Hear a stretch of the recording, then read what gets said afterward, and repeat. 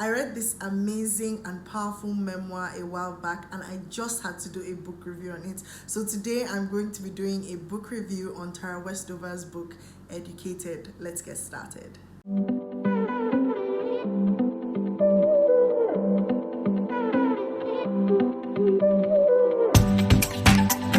Hi guys, welcome back to my YouTube channel. It's Rachel here. As always, hit that subscribe button so you never miss a thing. Like this video as well so that it is referred to other viewers so that they can watch it. So like I said from the title of today's video, we're going to be talking about this book right here. It's titled Educated. It's written by Tara Westover. It's a powerful, amazing memoir. It's totally non-fiction, at least to the extent to which the author says it's non-fiction, but it's non-fiction and it's a memoir. We had actually selected this book as the book of the month. Honestly, I can't remember what month it was, but I remember that I didn't finish it by the time it was book club mates. But just discussing it with book club members and hearing people's different perspectives on this book made me go back to go and finish it, because the story is truly phenomenal. I had never heard of Tara Westover before. I didn't know who she was. When we selected this book, I didn't even know anything about her. It was when I finished reading this book, then I went and watched like almost every interview that she had online. I went on YouTube and I was watching all the interviews of just seeing her tell her story, and I watched a video where she actually sang. I think it was for a graduation or convocation ceremony or something like that, and she has such a beautiful voice, which she alluded to in this book. So I was so excited when I read it, and when I actually realized, I'm like, wait, so people actually have this kind of lives, and they're just living. And you know, as human beings, like she said, it's not notable people that write history. We write history. We actually pen down our experiences and our lives and things that happen around us, the circumstances and everything that happens around us. And that's what constitutes history, basically. So this lady has penned down her own life, and her life story is truly intriguing. It's like so, you know, it's crazy. It's really crazy, like to see what she actually went through and where it took her to. And I think that the title of the book, Educated, really does capture what this book is about. Tara Westover and her family grew up preparing for the end of days, but according to the government, she didn't exist. She hadn't been registered for a birth certificate. She had no school records because she'd never set foot in a classroom, and no medical records because her father didn't believe in hospitals. As she grew older, her father became more radical and her brother more violent. At 16, Tara knew she had to leave. In doing so, she discovered both the transformative power of education and the price she had to pay for it. Man, like the words that people used to describe this book, I think this book has been out since 2018 or so, and I think she did a phenomenal job.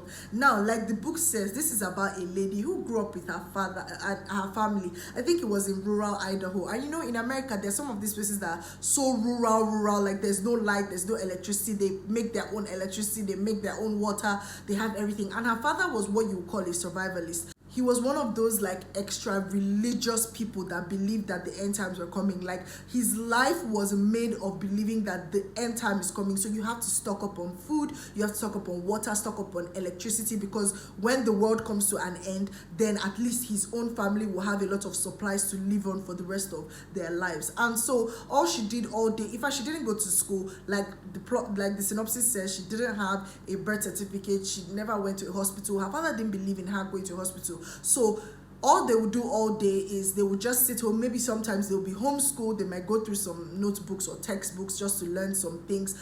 But primarily, she'll be skinning peaches, boiling peaches, trying to make food. They'll be gathering a lot of things. Her father had this junkyard where he basically collected scrap metal from car, and she had brothers. And they'll go to the junkyard and they'll be trying to work, and they'll get injured, like badly injured. There was one time that she literally almost died from an injury, and the father just had this nonchalant attitude towards it, and he was just like, whatever, you'll be fine.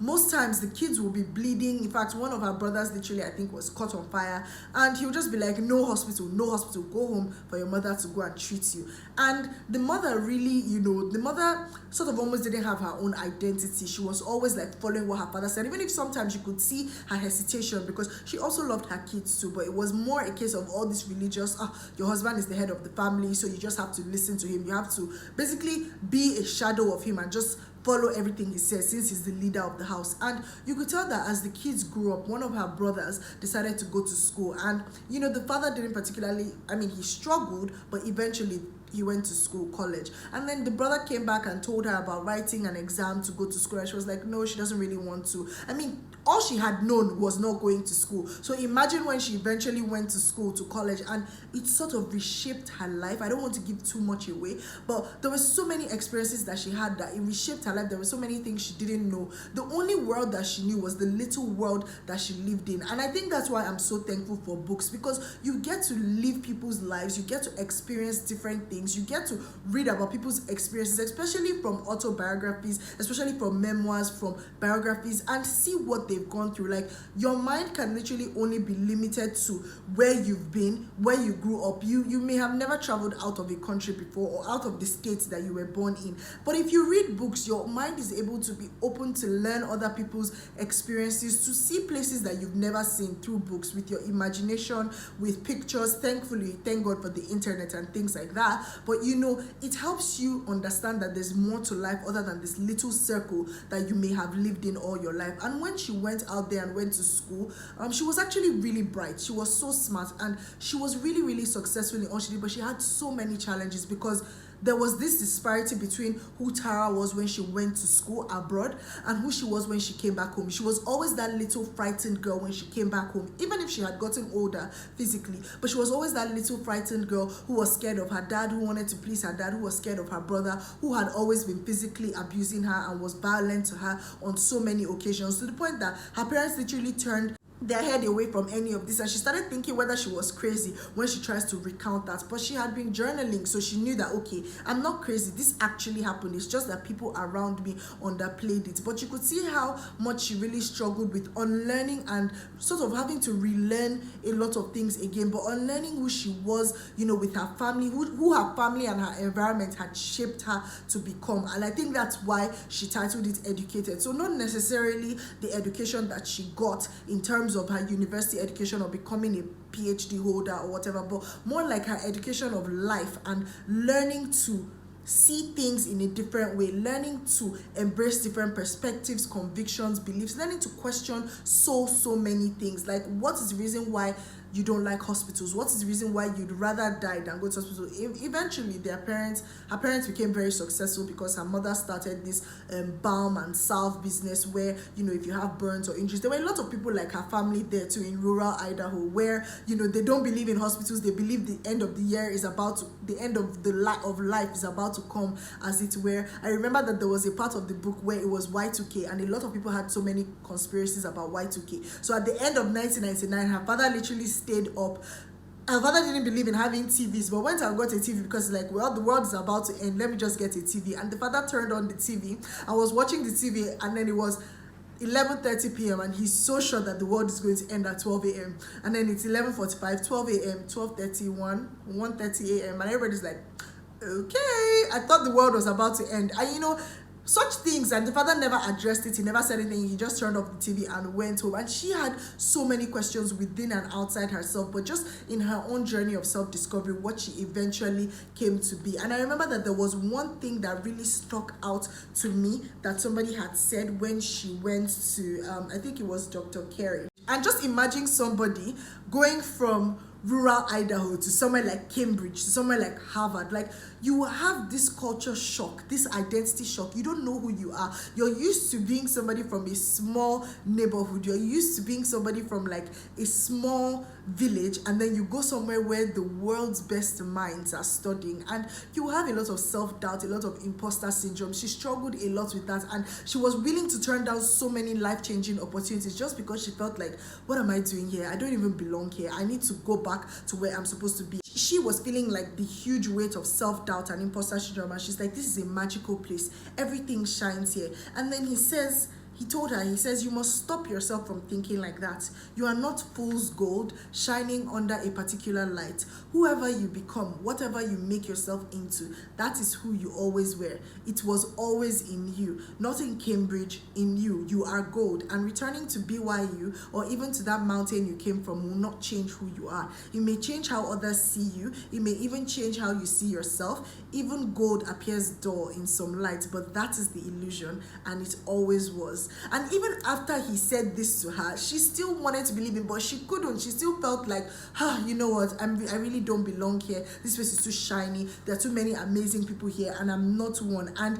I think over time, the most important conclusion that she came to was that none but ourselves can free our minds. And when she started freeing her mind and sort of unlearning so many things that she had become accustomed to learning about her identity, her brother and I think whoever used to always refer to her as like a whore or a prostitute or things like that, and it really took a role on her identity and who she saw herself as. But trying to free herself from that, like she carried so much self-righteousness into college. She would look at people who were wearing like knee-length skirts and judge them and say, these people are obviously evil, they are heathens, they are going to hellfire, or that type of thing. Meanwhile, she was clothed like with a turtleneck and still didn't feel righteous, you know, because that was something that she was struggling with. That was an insecurity that she had. But this book was just so amazing because it took us on a journey of her life. I know that when I was reading it, at the end, she made some author's notes and made some points on whether or not she could totally recollect some of the experiences that she had growing up. Even if she had a journal, she knows that she had reached out to some of her brothers, her siblings and all. So she sort of wanted to remember just to make sure that she wasn't doing the most or lying about some of the experiences. And it made me wonder to what extent any of these experiences might have been exaggerated or false, or maybe not the way it was. Of course,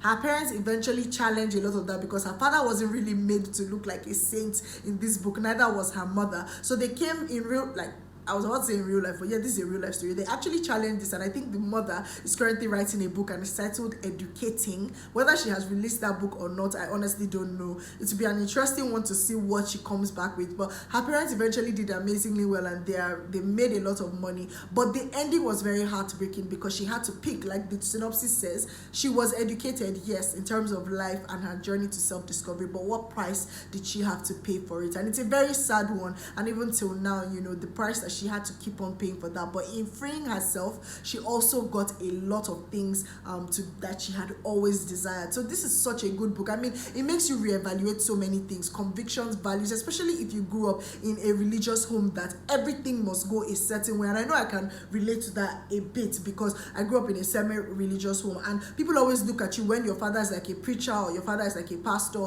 and people are like, oh, you're supposed to be a certain way. This is the way life is supposed to be. And if you're within a certain religion or a certain denomination within a religion, there's a certain way that you should act. There's a certain way that is expected of you. And a lot of people never question things, just grow old, always acting the same way, never really understand why they are doing the things they do. There's convictions, yes, there's beliefs, yes, but nobody really questions anything. Nobody really unlearns, nobody relearns. Everybody's just going the straight way. And this book really gives you a new perspective as a way to think, and just looking at her own life story, there's so many lessons that one can pick from it. And I'm so thankful that I read this book because it gave me a different perspective all in all when it comes to life, when it comes to convictions, beliefs, value systems, and the things that you can learn from life by just opening up your mind. So I'm so thankful to Tara Westover for writing this book, because it takes so much courage to actually pen down your life experiences, knowing that people would question it, people may judge it, people will come back and say, oh, it wasn't true,